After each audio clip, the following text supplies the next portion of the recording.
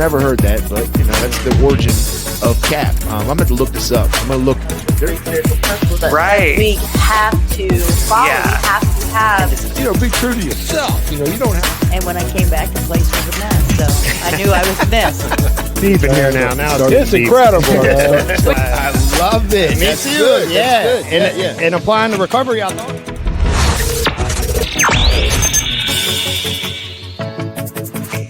Well, we're ready to go. Let's rock it let's out, roll. y'all. Why don't y'all introduce yourselves so everybody out there listening knows y'all. We'll start here with the distinguishing. That's not a word. The proper word. Distinguished, man. Distinguished. Oh, I'm not very distinguished.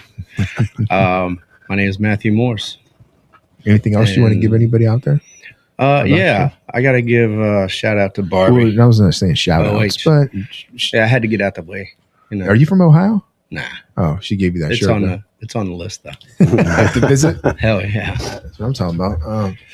Maybe how long you been here? Just how long you been at McShin? Since July 25th, And 2025. Okay, so it's going on a year. And time flies. Just made 9 months. And where are you from? I'm from Richmond originally. Okay. All right. And now over here, David Stake. Yeah, I came to McShin in January of 25. So it's been almost a year and a half, I guess, year and 4 months, whatever. From the Richmond area, been here for 7 years now. So, and yeah. Okay. So you're from Richmond too? Yep. Did y'all both grow up in Richmond? I did. Then it was military. Yeah. You said you did? Yeah, I was born in Hampton actually, but I lived in Richmond for a while, and then it was Air Force brat after that. Air Force, really? Yeah. Wait, when you say Air Force brat, were you in the Air Force or family? No, my dad was. Dad? He's Okay. retired Air Force. All right. Good stuff. And then did you grow up here too? I went to high school in Fredericksburg, and I then left in 2005. And then I came back to Virginia in like 2017, 18. So, but I lived all over the place, was in the military. And so you were in the military too? Yeah. Well, Matt wasn't in the military. Yeah. His dad was, but you were in the But military. yeah, I was in the military. What branch were you? Marine Corps. All right. So You and John get along good? yeah, we did. Yeah. We were both in Okinawa and Hawaii, and so we've had a few conversations about it. But Yeah. All right, good stuff. Well, we're gonna come back to you're supposed to be if you read who read this paper here in my hand. You're the only one that read it. I think so. Well, you're supposed to be doing y'all's 30-second elevator pitch, but we're gonna come back to those. Let's get Tim to introduce. You'll himself. forget by the time we get back. Tim, this whole time I never knew. Not that I see you a lot, but I never knew you had a tattoo right on your I know. head right there. I had to, had to take talk my about hat that. off to tan. You know what I mean? It's looking like I had a T-top. It's terrible. That's why I shaved mine bald. I appreciate it. No, I'm Tim McClanahan from Shindo County, a small town called Fort Valley, here in Virginia. Been here since 10/21/24. Okay, Tim, you and I texted before, right? Yeah. So you're the guy. Every time I see you, I knew your name was Tim, but I didn't know you were the guy that's like the freaking mechanic genius. That's right. I don't know if it's a genius. I'm pretty good. That's what. That's what everybody. I didn't know that. You Got an excellent reputation. For I that. still haven't got that fixed though. The AC in that truck. Remember you had sent you were getting ready to do it, and I freaking think I stood you up or ignored you or something. Sorry, about Pretty that. much. I need to get that fixed. There's 90 degrees. You're thinking about it's it. hot as shit. Yeah. Now we need the AC in that truck, man. But I'm glad y'all got on here, man. Travis, unfortunately, there was 2 intakes down there, so he kind of had to go down and take care of one of them because he had set an appointment up. He double booked 2:00. So y'all don't have. I don't know. Y'all listen to the podcast before? That's the Martian is what he calls himself on the podcast. Your favorite Martian. So he's not here, but you're stuck with me. What brings y'all all here together is kind of that common theme of being the house leader at McSonny. So I kind of wanted to start out with that question. What kind of sparked? And I think, Tim, you're probably the longest running house leader there, right? Between y'all three, Tim was first, right? Yeah. Yeah. So let's start with you, man. What kind of sparked you to the house leader role? Oh, man. I came from RSW. I did the jail program. We were called GSRs, but really it was like when McShin didn't come in on the days y'all didn't come in, someone had to set up the groups and do NA and stuff like that. And I was pretty much the only person facilitating that. and getting that organized in the jails. So I kind of brought that motivation and idealism behind that. Let's stick to recovery every day. Let's not take a day off, Yeah. Let's do this every day. And I kind of brought that with me down here, and it's just been working out for me. Okay. Yeah. Yeah. So talk about a little bit the jail program. How was your experience there? How explain that to some of the people listening out there. Well, let's see. I did it as many times as I could. I What do really you mean? needed it. You got kicked out a couple times? No. Oh. I'd do it, and then I'd go to trustee because Okay. they wouldn't let you stay too long. Oh, You know what I so mean? you go to trustee and go to a different pod? Yeah, go to trustee for a little bit and then come back as a break from trustee, and then I'd go back to trustee. It kind of worked out. Eat good and then get the recovery in. But no, When you were trustee, where would you go? To the kitchen? Yeah. So no, I remember my first experience was with Cricket and Miss D. They came in, and this was all in O pod. I was never in B pod when you first opened it up in the Hope Dealers video. But Miss D is just a fabulous person. And she, aside from the COs coming through, she actually cared. Like you knew that she cared. You knew that she wanted to see you do nothing but good, and she just wanted to make that a possibility for you, or at least give you the right idea and the right tools. Cricket, he's a load of fun. You know what I mean? He comes in there and he's just bidding with the rest of us. It's nice. Shit talking. It's nice. Yeah. Yeah. But then, every time before Cricket would leave, I'd pick up something good from him. Even though he comes in and he has fun with us, it's like he kicks you some real deal knowledge that you need. And it might not make sense then because, you're staring at stripes and center block walls. Yeah. But once you get out here in the real world, you start to understand, hey, this dude knew what he was talking about. Yeah. Yeah, it's like the seed was planted, that's good, man. I'm really happy to hear that. What sparked you to become a house leader?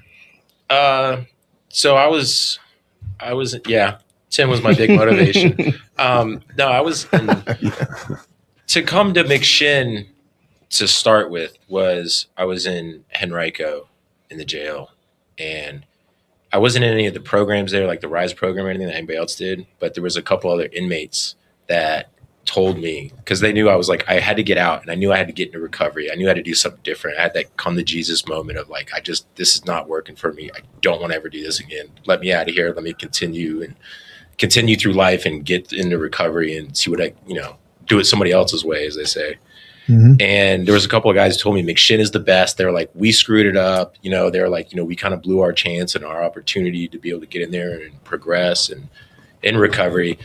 So coming out of jail, I came right into McShin, and then through the intensive program, right in the sky, and then into the McSonny house, I was just so motivated, wanting to absorb everything recovery and be able to help the next person the way that people help me out, that when the assistant's position opened up at McSonny, I really asked him, was like, hey, what do I need to do to fill in this role? Mm-hmm. And actually called Coley, and Coley was like, yeah, come down, you need to come through some training, let's go work on it, and get some, for a couple of weeks, kind of just shadow Tim and who was the house leader then? Zach Ellis. Just shows shadowed. You came straight from the jail. I know that, and you did our program. Cool, man. Well, and that's good. So you have a jail story too, because like I said, man, somebody out there you might have bid it with might end up coming across and listen to this. So maybe y'all we'll come back to y'all, but maybe you can give them some good information, because Tim, you were talking about some of the jewels that were dropped, while you were in there by Cricket, and I know David, you weren't in any of the recovery stuff inside the jail. But you have experience with transitioning out and coming in here. So, we'll talk about that. But Matt, what about you? What kind of sparked you to be a house leader? You had a little, I remember, I remember everything. No, yeah, I'm sure you did. Except for names. Except for names. I was just like, except for names. Yeah, I'm sure you see a lot. But you had a little setback, right? I remember there was and it was like a big battle. Yeah. But you overcame that. You didn't chuck deuces. You didn't leave. That's good, because a lot of people have those little setbacks, whether it's whether they're true or not or whatever it is. they'll get mad and they'll just be like, I'm leaving. And you continued the course and stayed. So that's I good wasn't stuff. going to be defeated. Yeah. No, I was serious about recovery. So that was the main thing. And yeah, it sucked when you put me at McSonny. I ain't gonna lie, because I had to walk every day. I had to be here at 8:30 to 9 o'clock every day. Couldn't leave till 4. So it was like I was going through intensive for a second time. So we call that trudging. You were trudging. Yeah. That's what they called it at the Hillen place. They made us trudge at the Hillen place. Yeah. Anyways, I'm sorry. But hey, that was honestly, that was my meditation. Between that, listening to my music, getting the steps in, really, it was a good experience, honestly. And going back and being here through all that, I actually got a lot of me time out of it. Just being able to sit and write and, do me.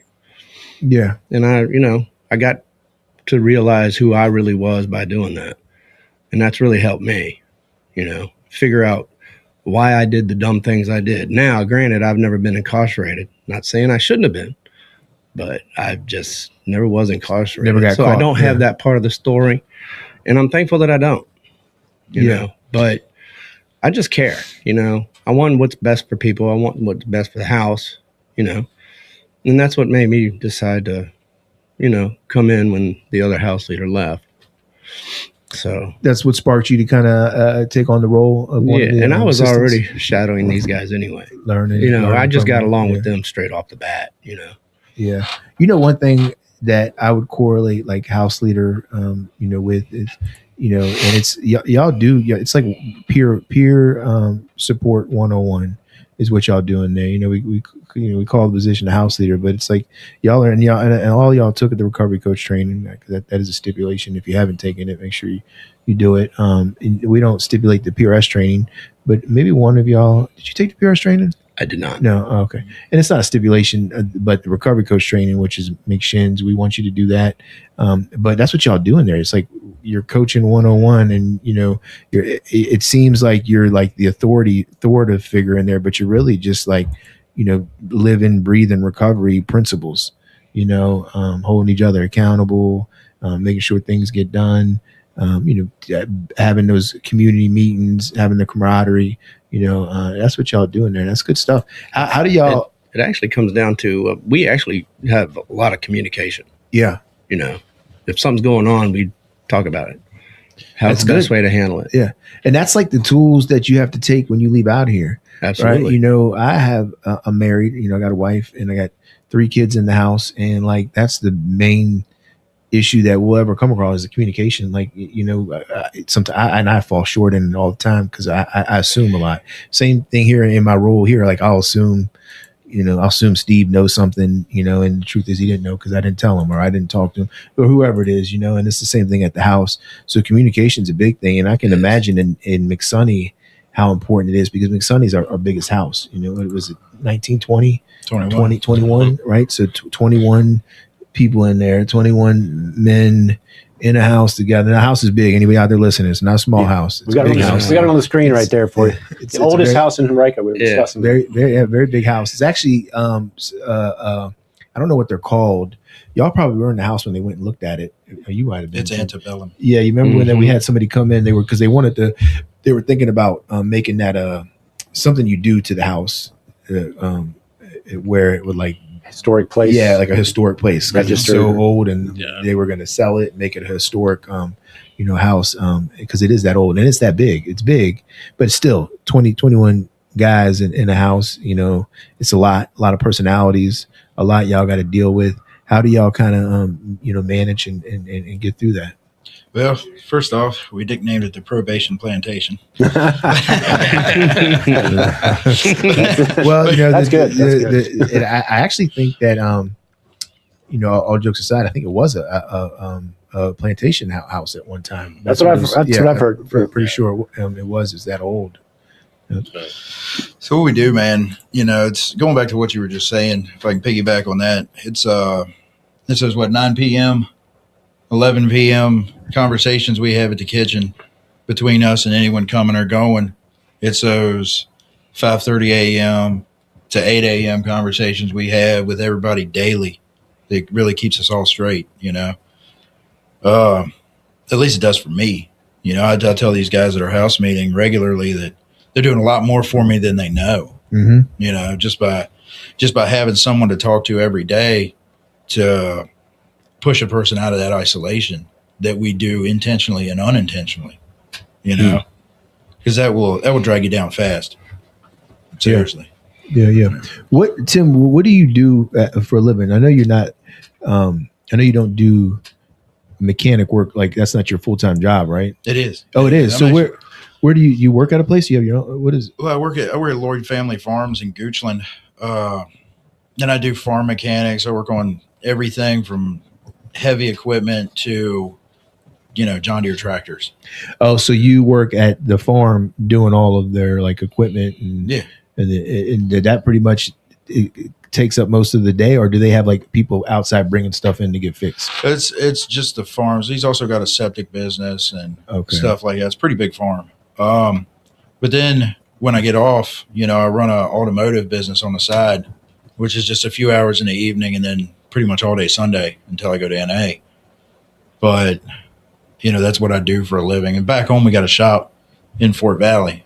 So your family does, or just a shop that used to work family? Okay. Yeah. Okay. And so I heard you say NA, so 12 steps, your pathway? Yeah. Okay. Oh, and how's that? Do you get sponsor, home group, all this stuff? Yeah. I got to the 7th step so far, but okay, that's good. You know, my sponsor, he works a lot. I work a lot.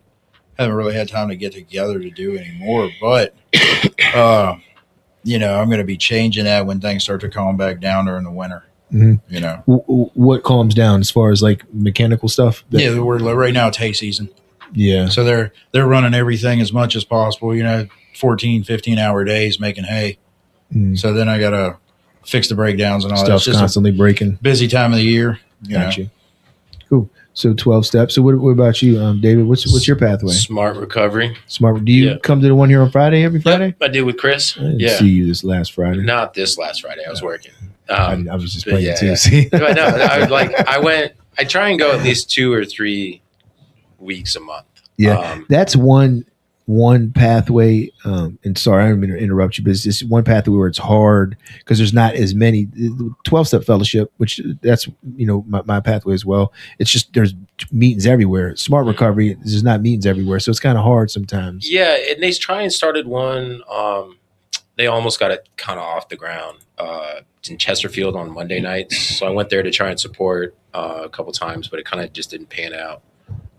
But I just really, and a lot of it was virtual and stuff too. Like there's a really good app that like Jason Tucker actually turned me on to. That's really cool to use.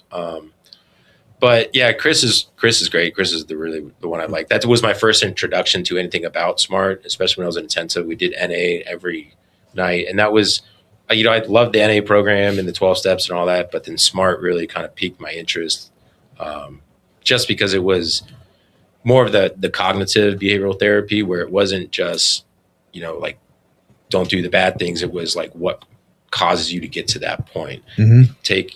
And addiction can be just not with like drugs or alcohol, but everything else. And so kind of how to like identify those personality traits, or know when I start to get too into something or too wrapped up in one thing, whatever it may be, to kind of like fix the behaviors to even before it gets to an addictive standpoint. Okay. So that's why I really liked it, because there's a lot more to unpack like in your mind with that. So. Yeah. I was going to ask you if you could summarize what Smart Recovery was, but you kind of just did there. And they have the you know, I'm somewhat familiar with it, but and they're similar to 12 steps. You know, 12 step meeting is, and they don't call them steps. What do they have? What do they call them? They have something there. They teach like pillars or something. Yeah. Right? You have like the Smart. Oh man, it's gonna make me sound kind of dumb. I forget the Smart self-management, recovery. I forget whatever it is. The Smart's an acronym. Yeah, but they have things. Like your different quadrants that they have and stuff like that. And actually, there's a lot of crossover between Smart and A, where you kind of have like the same principles, but the way that you get to those principles, or like NA will take that principle and go somewhere with it, and in Smart you kind of figure out how you got to like that point. So it's kind of a deeper backwards dive. Yeah. So we had Chris Gatewood on the podcast a couple months ago. I'll put the link at the end of this Oh yeah, Once cool. Yeah, you go deeper into that. Yeah. Well, thank you, David. What about you, Matt? So, what's your pathway? Basically AA. Okay. I still consider myself addict because, I did what I did, but I did what I did because I always had the drink in my hand. I mean, I can't say whether I would have done it without it, but I sure did it with it. Yeah. So, so AA is your 12 steps. So you go to AA Yeah. meetings. Do you have a home? I group haven't been sponsor? to many meetings because of my schedule, to be honest. Okay. But I'm not really pressed to be at any meetings right now. But Gerald, if you don't mind me talking about him for a second, we do every Sunday. We go to breakfast every Sunday. We talk, and he's trying to introduce me if I can manage my schedule better to go to a Saturday meeting. And he says it's really, really good. So I'm going to start going to that meeting with him. Saturday AA meeting? I believe he said it was AA. Yeah. It could be an NA meeting. But No, it's AA. Gerald, I know Gerald. Gerald's an AA guy. Yeah. That's good. We're really good friends, and we talk about everything. So, he understands me. So Yeah. he wants me to go to this meeting with him, and I'm all about it. I'm just, my work schedule is. What do you do? I'm actually an assembler at a place called Aeronautics, and they do big PDUs, like power distributions for like huge computer banks or concerts. I know you are happy to have that position because for a little while you was kind of scrambling finding work, right? Well, I was actually really patient. I'm a patient person. It pays off in the end. And I was waiting for this for just over a month, really. I had other offers, but I was waiting for this particular one. It finally came up, and I absolutely love it. OCD anyway. Yeah. So getting in these things and wiring them and, reading schematics and doing it, man, that's right up my alley. That's good stuff. Man. They always say it's not really work when you love what you do. Yeah, I can say that. I wake up and, I actually look forward to doing it because it's different every day. It really is. And I have a leg up when I'm there anyway, because I already know what I'm doing. Not trying to brag or anything, but I've had to deal with this because I was an electrician for going on 30 years now. So how long have you had this landed? How long you been there? Going on 3 months. Okay, actually, so fairly just new. Turned 3 months. Yeah, well, congrats on that because I watched you not necessarily struggle, but I just watched not having work and trying to piece together stuff. Man, that's good that you finally landed something. My family is a really good support group. I have to admit, my sister, I ain't gonna lie, she manages my money for the most part. You just give your check to her? No. Oh, it's through a different thing. Oh, okay. Because my wife passed early in January of last year. Okay. And that's pretty much what sent me down the road to get here. Yeah. So I'm sorry to hear that, and I'm really happy to see that you landed some a job that's meaningful to you. I think that's real important. You hit something, Matt, that a lot of the staff here talk about, and if you do something you love, it's not work, and I know that's for me, that's what it is. Now there's times where we come in here and we got to grind, and I know I got to grind and I'll have to stay late, or I got a report due, or I got a grant we're trying to get, or we, from like the role that I'm in and Honesty's role, like there's a lot of like behind the doors stuff that's not seen. And it's like we're like always scratching and clawing and trying to find funding to cover everything. And so sometimes that can get nerve wracking, but just not a day that I don't love what I like. I love coming to work. Like I love McShin, love the team, love kicking it and joking it. I know I can, I know me. So I know sometimes I come off like a tight, rule follower, tight ass type guy. Not you. But I like to joke and I like to play, right? And have a good time. Well, it's like a guy in the house says, you got to have your purpose. You got to get up and every day with purpose. Have your why. Yeah, your why. What's your why, man? And when you figure out, I tell my son that. I told me and my son were working out the other day, and he suffered 2 injuries back to back, and so he's a big time football player. He wants to go to college still, so he's recovering. And I'm like, look, man, you got to find your why. What's the reason why? And then and then also, man, the way you talk to yourself, right? And this is how I am. Like the way, if you tell yourself, hey, my knee is messed up, I'm not gonna come back. You're not gonna come back, right? When you wake up in the morning, if you have that negative kind of self talk, that's what your self conscious don't know the difference, right? So you continue to talk to yourself like that, it's going to think that, you'll trick your own self into thinking you're not a good person or you're not going to recover from your injury, or that type of stuff, man. So you got to have good positive self-talk. So I like, man, I think it's real cool, man, that all three of y'all have something, and I know Matt, you said you haven't been going to AA meetings, but one thing I heard is you've been meeting somebody every week who's in recovery, and you talk to them and you chop it up and you got a good relationship with them. That's good, man. That's the heartbeat of what a 12-step is, man. One addict meet with another addict talking. It's like a 2-person meeting, right? Yeah, it is. That counts. It is. Count.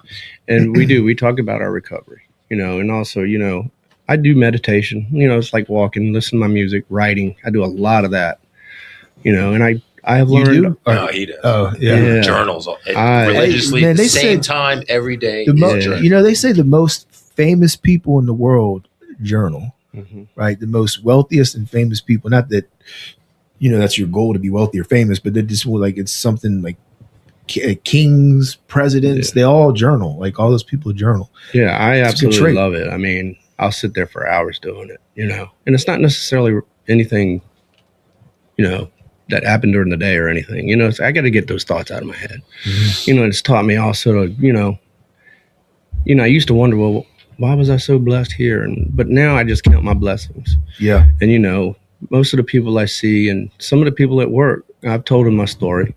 And this one woman I work with shared hers with me the first day we met. And she said she's been sober for 14 years. So I get to talk to her a lot as well. And we have a lot of things in common. And, so I just told her, I just added her to one more blessing to be thankful for. Yeah. Good stuff. You ever look back on like years from your like I journal. Now I don't journal I don't do it every day, but I do, and I try to do it. I'm just haven't been as consistent as I was early on in my recovery. But I went through a program called the Healing Place, which I've probably said that before. And when I was in the Healing Place, like where you're at, like here in McShin, I was always journaling, writing stuff down. And I remember the other day I was looking back, reading some of the stuff, and I was like, "Damn, what the hell was I thinking, man?" I write a lot of it for like maybe I need to reference it for because like I said, you make these mistakes, you got to learn from them. So that's another reason I journal, because if I'm feeling like, man, why am I being so stupid?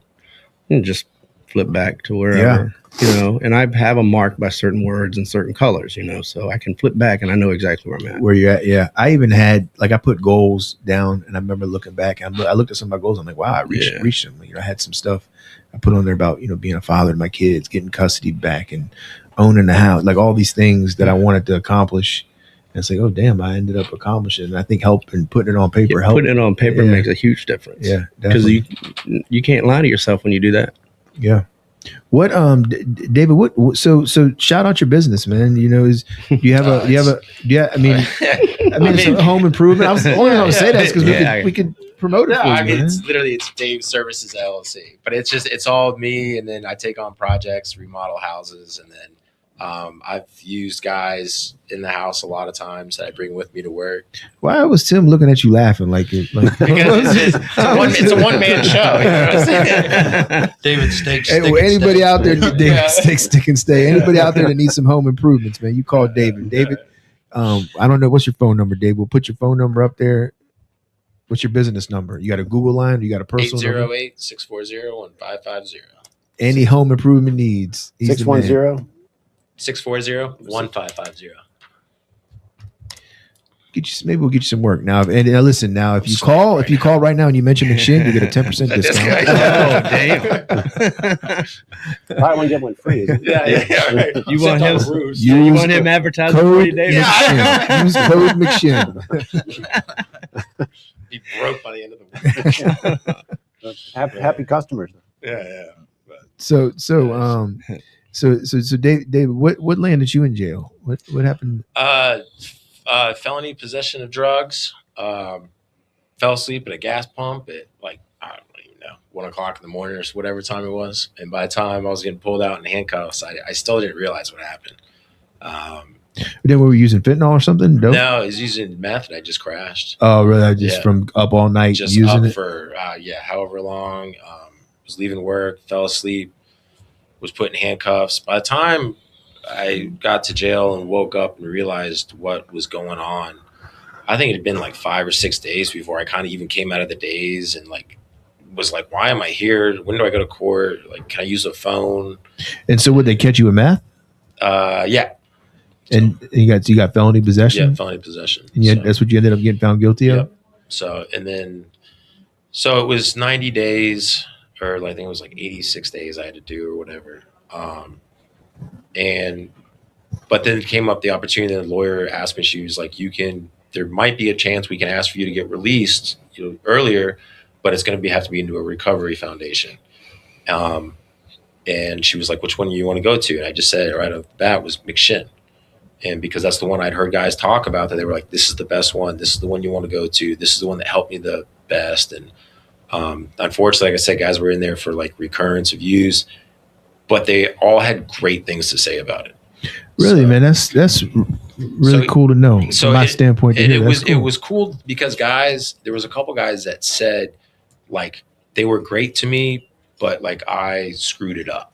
And if I can, I would go back into McShin because that's where like the most opportunities are. Like, and so it was for them to be in that situation and kind of be almost looking at them like, man, you're in a crappy situation, but yet you still have all these good things to say. Yeah, you're not talking bad. Yeah, that's what really kind of clicked. It like caught my attention.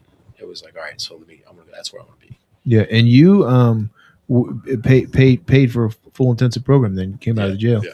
And only reason I bring that up is because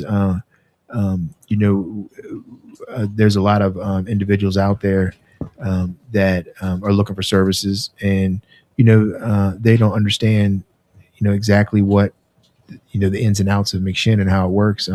Because somebody like you paid a full program, you kind of are paying it forward because a lot of that money that you paid for your program goes back into McShin and makes it, so maybe we might be able to give somebody a free program down the line, Yeah, and I know that. And it was basically like I had to call my dad, and I didn't know, how much it was or whatever. But my dad was like, he goes, I will do this for you one time.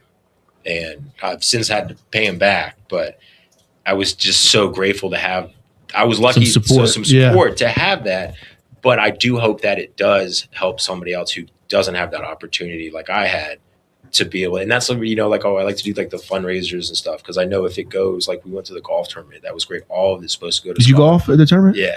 Oh, did they place the teams? Did you come in like we didn't win. I think 14 under one. We and did Oh, you run a golf team too? Yeah. Somebody told me that everybody cheats in those tournaments. You just So nobody's like going around checking the score. And they just that's all speculation. Is it all speculation? speculation. Who told me was Travis. And Well, there you go. But Travis was with Grant. He was like, man, Grant wouldn't let me cheat, man. I was trying to cheat. I was going to say that He was sounds like Grant. guilt to He's me. like, Grant would not let me do it. And he's like, I told him, I was like, John Schindler's over there cheating, and you're not going to cheat. yeah, it was good to see Shinholzer not win, so that way you know what I'm saying. Yeah, his brother won a couple of the big raffle tickets, so we think that was a little shady, but it's fun.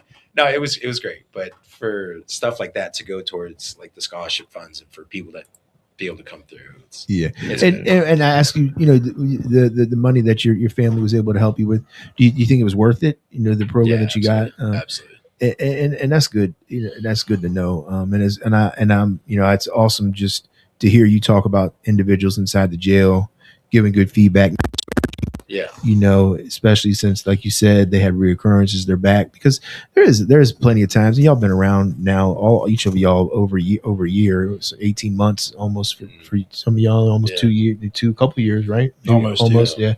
So you've probably been around. You probably seen somebody say, "Man, McShin, they're full of crap. They do this, they did that." Like you've heard the things, but your own experience, is what you live off of, and what you gauge it by. So it's good to hear that there is some, people out there that still, don't go in there and say that type of stuff. Yeah, you get out of it what you put in. Good, very good. You're right, man. That's what, Matt. That's with anything in life. To be honest with you, man. What you put in is what you're gonna get back. Yeah, being here taught me that quick. Yeah.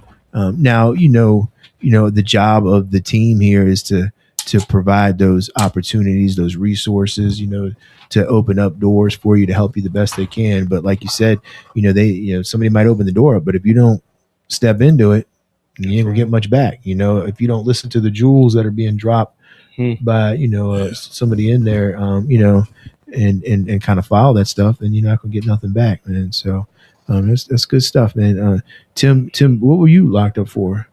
So you were locked up in there a long time. I was innocent, dog. No, it really That's was. what they all say now. I did some time in the penitentiary. That's what everybody said. So when I got arrested, I was arrested for a conspiracy drug distribution. And then, it was the day after I had my suit dropped off for the jury trial. They dropped the charges without prejudice. So how long were you in the jail then? A total of 14 and a half months. However, when I went to court for the final hearing, they took my probation violation, my major violation for the new charges, and turned it into a major violation for a urinalysis I failed when I got to the jail. So they turned that all into a probation violation. Because so you picked up new charges, and they probably put off the violation to wait to find out if you're going to get found guilty or not. They dropped the charges. Yep. But because you gave a positive screen while you were in the jail? Yep. Well, you were getting when I got arrested, when you go to my jail RSW, you have to take a urinalysis. Oh, and that screen was positive. Yeah, before you leave intake. So I was using drugs. I was in the wrong. Yeah. They were supposed to I thought they had passed a law where a positive screen wasn't going to be a major violation anymore. Like it was. It's only on your first and second technicals, but I was on my third major violation. So then what'd you end up getting for it all?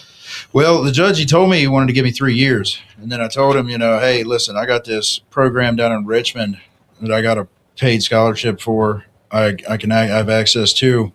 I said, I'd really like that. I've never had treatment before. He says, modern science says it takes 18 months to recoup normal brain function from a meth addiction. He says, so I'm going to give you a head start. He gives me 18 months. And then he tells me, he says, he says, I was dead set on giving you 3 years when you walked into this courtroom. He said, but you're going to figure it out, I think.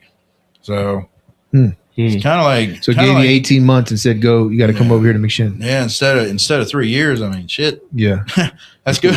Yeah. That's a win. Yeah, well, definitely a win, man. And you probably, maybe one day, man, try to make your way back to that judge and tell him, man, you were right, man. I did, I figured it out. Well, I'm figuring it out because, do we ever figure it out? Probably not. But like you're in the process of figuring it out because you stayed, you didn't leave. You're in a leadership role. You're doing big things. You've been. And how long now have you been in recovery?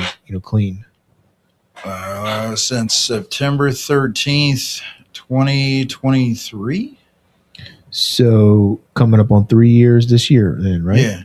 Yeah, man. Congrats, man. That's so what I did was I took what he said, I took it to the next level. I didn't count any of my clean time until I had been on the street for a year, clean and sober.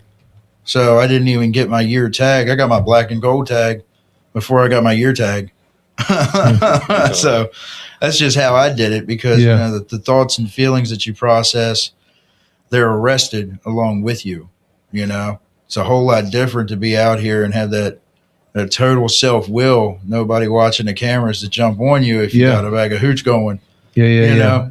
So out here, you could just go to the convenience store, and a case of the I give up, I give in could hit you at any time, So it's a little bit different out here on the street. Yeah. So, did you ever make hooch when you were locked up? Oh, great. Big trash bags full of it. Did you really? You were like the master hooch maker? Yeah, man. They start poking holes in trash bags. So can't get them, dude. I do that at farmers markets now, Another skill. Yeah. I mean, it really ain't worth it unless it's the only thing you got. But even then, it really ain't worth it. Yeah, it's some nasty stuff. But I guess some people master it up in there and they can make it taste good. Well, look, y'all. It was cool. I'm glad I got to make it up here and talk with y'all. Before we end, I wanted y'all to, if you have any parting words for anybody out there listening, because like I said, this reaches a lot of people like us. Matt, I know you said your story wasn't jail or prisons, but you still got a story. You still ended up here. And nobody just wake up and want to come to McShin. There's a reason behind it, right? So you got a story, and there's somebody out there listening. And David and Tim. What would be some parting words for anybody out there maybe struggling, maybe on the fence, whether they an addict or whether they should come somewhere and get some help? What would you say to them, Matt? Honestly, just when you're ready, you're ready. Honestly, I would say you don't know until you try, but you got to be willing to try. And the try is the main thing with the start. So just start, and listen, pay attention. You don't have to actually hear the words. Just, take notice of how people receive the recovery and act once they, you see them in recovery. Actions do speak louder than words. Yeah. Thank you, Matt. What about you, Dave? I don't know. There's a couple of things that came to mind after you just talked to. It's just like, you got to be ready to do it. Like you said earlier, go all in on it. Yeah. Your rock bottom doesn't have to be what you think is the worst. Your rock bottom can be when you stop digging. That's could be your bottom. So it's never, you don't have to get to a certain low point to bounce back up. I mean, it's just weird. There's so many resources. I didn't know that there was this community of people in recovery out here. So for me, not knowing that this existed and this whole community existed once I got into it, I was like, oh, now I see why. And it works. I mean, obviously, like and the way that people have been so just kind and welcoming, you just got to raise your white flag and just be like, all right, I give up. All right. My way obviously wasn't working. Correct. Let me try your way. And it worked. It works. So I'm like, and that was kind of my motivation was like, I put my self pride aside. It wasn't like, oh, I got this. I can figure this out by myself. I was like, tell me how to do it, when to do it, how, everything. I'll do it exactly your way. So far, it's worked. We still doing that. Yeah, that's what I'm saying. And it works. And I've gotten so much further in a year and a half than I ever thought I would have gotten. Heck yeah, that's good stuff. So that's what I was just like, fine, just whatever you say. Yeah, good stuff, David. What about you, Tim? Man, I can think of so many cliche things I've heard at meetings, put down the pipe and pick up the program, stuff like that. Yeah. But, I think it's something from the heart. It is, a whole lot of things can fit through a bottle, a needle, and a pipe. But so many things you can get back just by doing the right thing, don't use, and, get somebody that's like-minded that wants to live a new way and, get your life back together. Honestly. Yeah. That's good stuff, y'all, man. Well, I love it, man. I'm really, I'm glad I got to get up here and kick it with y'all. It's pretty cool. I don't get to do this a lot. So like I feel honored to be able to sit here with y'all and, just to hear where y'all are at, man. That's some good stuff, man. I know y'all are doing the thing. Something I'm trying to practice.